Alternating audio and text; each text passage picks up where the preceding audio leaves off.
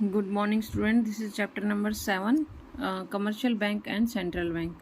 ये हमने इसकी डेफिनेशन और इसके फंक्शंस कल हमने कुछ किए थे। प्राइमरी फंक्शन देखो, मैं रिवीजन एक बार करवा देती हूँ। प्राइमरी फंक्शन में हमारा है जमा स्वीकार करना, करंट जमा खाता, बचत जमा खाता, होम सेव जमा खाता, आवर्ती जमा खाता। फिर इसका सेकंड है, इसमें ऋण देना है, नगद साख, ओवरड्राफ्ट, मांग ऋण, अल्प अवधि ऋण। ठीक है, LIC ये हमने कल कर लिया था। तो नेक्स्ट देखिए, सेकेंडरी फंक्शन से हम करते हैं। सेकेंडरी फंक्शंस में देखिए, एजेंट के रूप में कार्य करता है और सामान्य उपयोगिताओं की सेवाएं। तो एजेंसी फंक्शंस हमारे क्या हैं? बैंक अपने ग्राहकों के विभिन्न तरीके से एजेंट के कार्य करते हैं, जैसे विभिन्न मदों का एकत्रीकरण में भुगतान करना।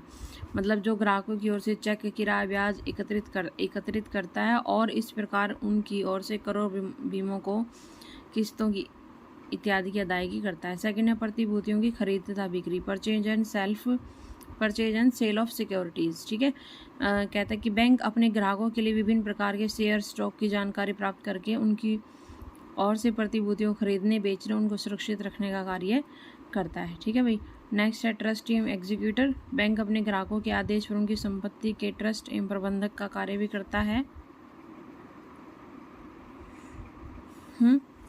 नेक्स्ट है रुपया भेजना। एक स्थान से दूसरे स्थान पर रुपया भेजने के लिए बैंक जो एक महत्वपूर्ण कार्य करता है। मतलब हम ये काम बैंक ड्राफ्ट से भी कर सकते हैं।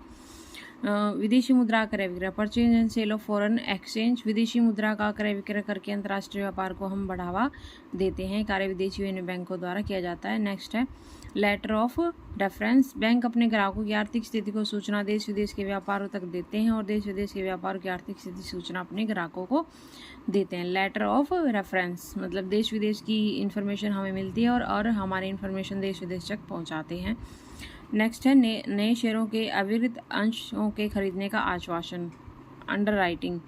बिना बिके हुए नए शेयरों को खरीदने का आश्वासन का बैंक जो है आश्वासन देती है। बैंक निजी आधार पर चुने हुए निवेशकों के बीच प्रतिभूतियों के बिक्री की व्यवस्था भी करती है। ओके स्टूडेंट्स, नेक्स्ट देखिए, जनरल यूटिलिटी सर्विसेज, सामान्य उपयोगिता की सेवाएं। लॉकर की सुविधा देता है, यात्री चेक, साख प्रमाण पत्र देता है, वाणिज्यिक सूचनाएं, आंकड़े हमें मिल जाते हैं यहाँ से। नेक्स्ट है वस्तु के वाहन में सहायता। ठीक है, सामाजिक कार्य या बैंकों का आर्थिक विकास में योगदान। अब बैंक हमारे सामाजिक और आर्थिक विकास में कैसे योगदान करते हैं? फर्स्ट है कैपिटल फॉर्मेशन, पूंजी निर्माण में बैंक है इसमें सहायता करते हैं वही। ठीक है, क्योंकि बैंक में हम अपनी सेविंग कर सकते हैं, वहाँ से उधार ले सकते हैं, तो कैपिटल फॉर्मेशन में हमारी हेल्प करते हैं। न्यू परिवर्तन को प्रोत्साहन, इंड्यूसमेंट टू इनोवेशन में नए परिवर्तन। बैंक उद्यमियों को साख प्रदान करके नव परिवर्तन को प्रोत्साहन देता है और इसके फलस्वरूप नई वस्तुओं को उत्पादन में वृद्धि होती है। इसका आर्थिक विकास अनुकूल प्रभाव पड़ता है। निवेश सहायक, ब्याज दर को इस प्रकार से निर्धारित करते हैं ताकि उद्यमी जो है व्यवसायों को निवेश करने के लिए प्रोत्साहन मिले। ग्रामीण क्षेत्र के विकास में योगदान, ग्रामीण क्षेत्र के विकास में महत्वपूर्ण योगदान है। उनको कृषि के लिए, उन्नत कृषि के लिए, भूमि सुधार यंत्र खरीदने के लिए रियायती ब्याज की दर पर उचित मात्रा में ऋण देते हैं।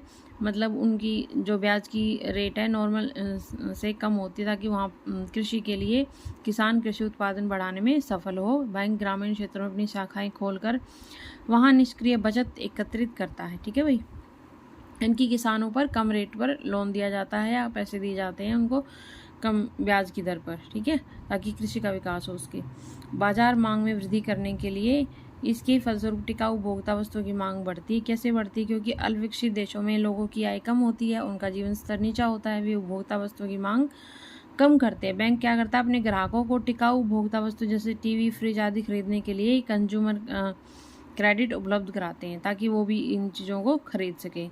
ठीक है, उनके उत्पादन में वृद्धि होती है और नए उद्योग स्थापित होते हैं और उनके रोजगार, आय, जीवन स्तर में वृद्धि होती है। बैंक उपभोक्ता साख उपलब्ध कराकर मांग में वृद्धि करने में सहायक होते हैं। ठीक है, देखो क्रेडिट कार्ड की जो फैसिलिटी दी उसके द्वारा भी हम अपनी इन्वेस्टमेंट या मांग को बढ़ा सकते हैं। बैंक द्वारा जारी किए गए क्रेडिट कार्ड उपभोक्ता व्यय को बढ़ाते हैं। इसके फलस्वरूप अर्थव्यवस्था में कुल मांग के स्तर में वृद्धि होती है, उससे निवेश, वृद्धि और विकास को प्रोत्साहन मिलता है। ठीक है भाई। ये पॉइंट देख लिए, इंपॉर्टेंट थोड़ा।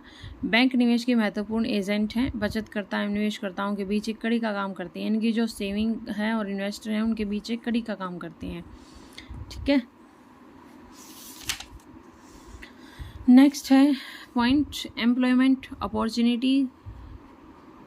जो बेरोजगार युवा हैं व्यापारिक बैंकों से उचित ब्याज की दर पर प्राप्त मात्रा में साख प्राप्त करके सेल्फ एम्प्लॉयमेंट की व्यवस्था करते हैं, ताकि अवसर हम रोजगार के अवसर बढ़ाने के रोजगार एवं उत्पादन में वृद्धि कर सकें, ठीक है। बैंक केवल रुपया जमा करने एवं उधार देने की संस्था मात्र नहीं रह गई है, बल्कि यह आर्थिक विकास में भी सामाजिक कल्याण में महत्वपूर्ण साधन बन गई है। ये था भाई बैंक कैसे सामाजिक कल्याण और आर्थिक विकास में सहायक हैं, ठीक है। और नेक्स्ट वीडियो में हम पढ़ेंगे शेड्यूल कमर्शियल बैंक एंड गैर नॉन शेड्यूल कमर्शियल बैंक।